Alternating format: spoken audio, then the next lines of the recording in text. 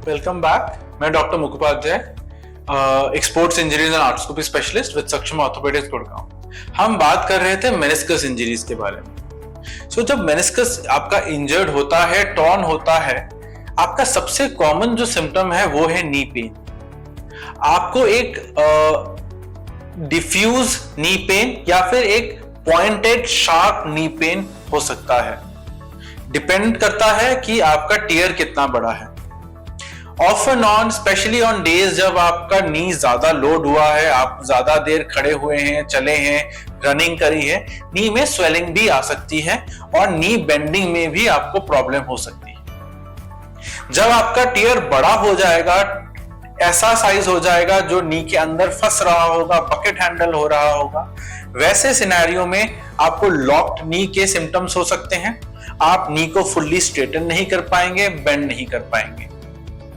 इसके साथ associated injuries भी हो सकती हैं कार्टिलेज की, जिससे भी नी में पेन एंड स्वेलिंग हो सकता है। सबसे पहले हम एक्सरे कराते हैं, ऑब्वियसली कोई बोनी इंजरी रूल आउट करने के लिए, एंड एक एमआरआई कराते हैं, हाई क्वालिटी कार्टिलेज सीक्वेंस एमआरआईज। ये आपके मेनिस्कस इंजरी को डायग्नोस करेगा, एक्सटेंट ऑफ टियर को डायग्नोस करेगा, पैटर्न ऑफ टियर को डायग्नोस करेगा, एंड एसोसिएटेड लिगामेंट या कार्टिलेज इंजरीज को भी डायग्नोस करेगा। ये बहुत जरूरी है क्योंकि आपका जो ट्रीटमेंट है वो डिपेंड करेगा कि क्या आपका आइसोलेटेड मेनिस्कस इंजरी है कि एसोसिएटेड इंजरीज भी हैं।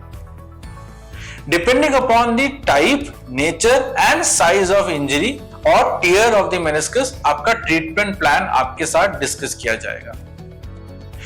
आई remember one of the patients had come to me, जिसका इनिशियल डेज में जब प्रेजेंट किया था had the typical symptoms of a meniscus which was locking, but somehow that patient did not get convinced and उन्होंने ना ही MRI कराया ना ही आगे कुछ ट्रीटमेंट लिया।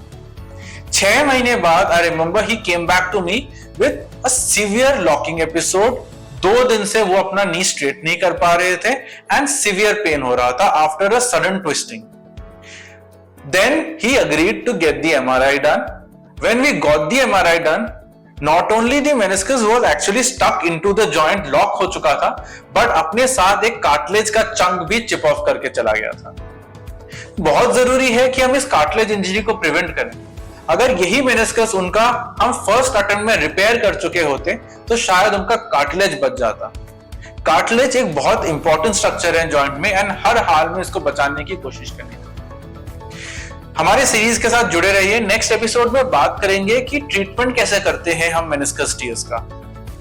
डिटेल में डिस्कस करेंगे, हर एस्पेक्ट को डिटेल में डिस्कस करेंगे।